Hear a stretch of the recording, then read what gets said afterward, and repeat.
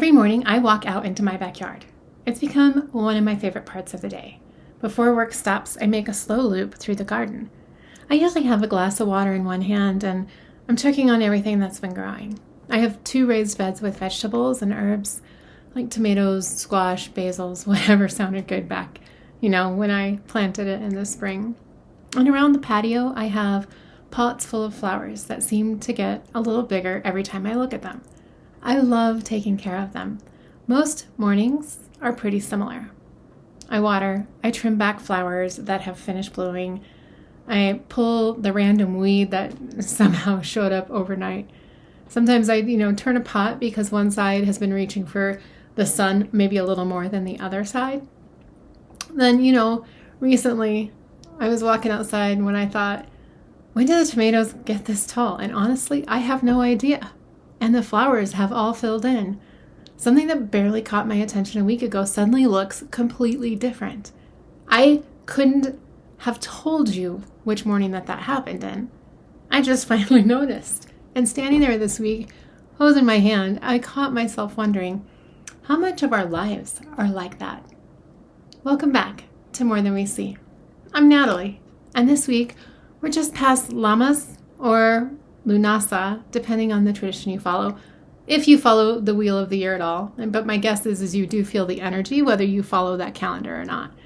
Nonetheless, Lammas or Lughnasadh marks the beginning of the harvest season on the wheel of the year. I've always liked that.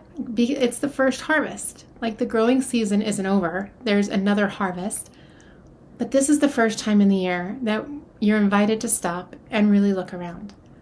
Kind of asking what's beginning to bear fruit. I don't think I've ever connected with the question quite the way I did this year. And maybe that's because of my garden. Maybe that's because of all the readings that I've been doing recently. Probably a little bit of both. So over the last few weeks, I've spent a lot of time sitting across from people. Some have been private readings and some have been the readings that Steph and I did at the fairs that we traveled to in the summer, which are super fun, and we do so many readings at them. But after a while, you start to notice patterns, not because everyone has the same life, they don't, certainly. But people have a way of asking the same question through different stories. And it's funny how that happens. When is my career going to change? When am I going to meet somebody? When am I finally going to understand my purpose? And that's a big one. Or why does it feel like everyone else is moving except for me? Those are honest questions, and I've asked versions of them myself. But somehow, between those conversations and watering the garden every morning, I started wondering if the harvest asks us to look at it in a different direction, because I've been monitoring the energy. Instead of asking what's coming next, what if we looked at what's already growing? That thought stayed with me. A couple of mornings later, I was back outside, watering tomatoes, deadheading the few flowers that needed. When it hit me, none of this happened in one morning. Every time I came back, every time I noticed something needed my attention, every little bit of care had been quietly adding up long before I noticed the results. That seems obvious, right? I remember smiling because I thought, maybe this is the practice all along. And it sent me back to Lammas. We're not really celebrating the end of the season. It's about stopping long enough to notice what has been bearing fruit or beginning to. Maybe that's why this point of the wheel of the year has always meant so much to me. It reminds me to stop looking so far ahead, just long enough to notice what is already changing around me. Hey, quick pause before we keep going. If you're listening to this show, you're probably someone who thinks about this stuff even between episodes. You notice things. You have questions. Maybe you don't always know who to ask. And maybe the people around you aren't quite in this conversation with you. That's what IS Town Square is for. It's the community space inside of Immersive Spirit, where people like you, grounded, curious, come to connect. There are resources and tools and just amazing people with the 4 to 5 live events every month, and people who get it without having to explain yourself first. If that sounds like what you've been looking for, you can find us at www.immersive-spirit.com, and the link is in the show notes too. All right, let's get back to it. And the more I sat with that idea, the more something else started to click. Lammas seems to ask a different question. Where has your intention been living? Because harvest doesn't happen on the day that you pick the tomato. It happens every day before that, every morning that you showed up, every small choice, every little bit of care, every drop of water. That's what finally becomes visible. One thing I've noticed over the years is that people have all kinds of different practices, like prayer and meditation, journaling, time in nature, gardening. They all look different, but I think they're all asking us to do the same thing, to return our attention to something that matters. And that's when I realized it wasn't really all about the tomatoes at all, at least not this. They had simply reminded me of something. I don't stop practicing because the meditation ends, or because my candle burns out, or because I walk away from the garden. The practice comes with me. It's there in the conversations that I have, or the thoughts that I come back to, the stories I keep telling myself, the way I spend an ordinary Tuesday morning. So let me ask you something.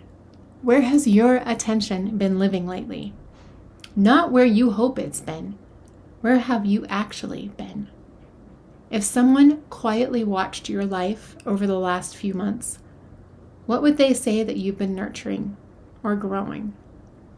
Maybe it's your relationships or your health. Maybe it's a creative project that you've quietly kept showing up for. Maybe it's a worry that's been asking for your attention. Maybe it's joy. None of those answers are meant to make you feel guilty. They're simply information. They're a glimpse of where you've been investing yourself. I think that's one of the gifts of Lammas. It gives us a chance to notice before we decide what comes next. And I think that's why I love this season so much. It doesn't ask me to have everything figured out.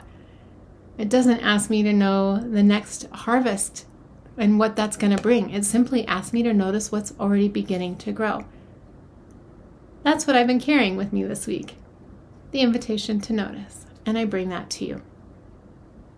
To look at my life in the same curiosity that I looked at my garden for this over week. Kind of a life lesson, I suppose.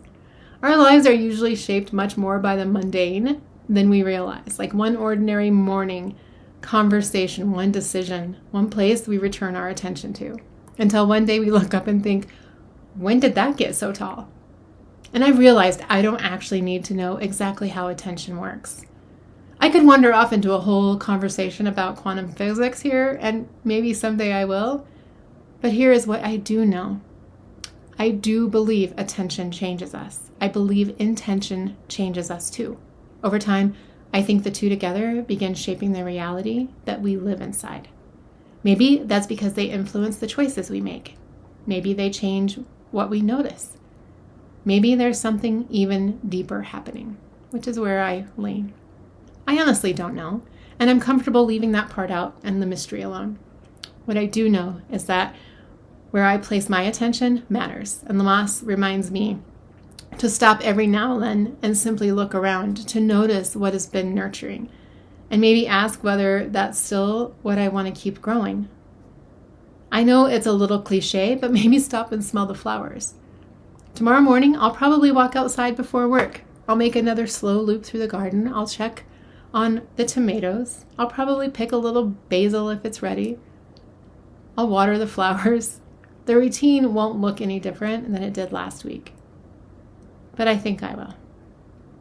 Thanks for spending a little time with me today. I'll see you next time on More Than We See.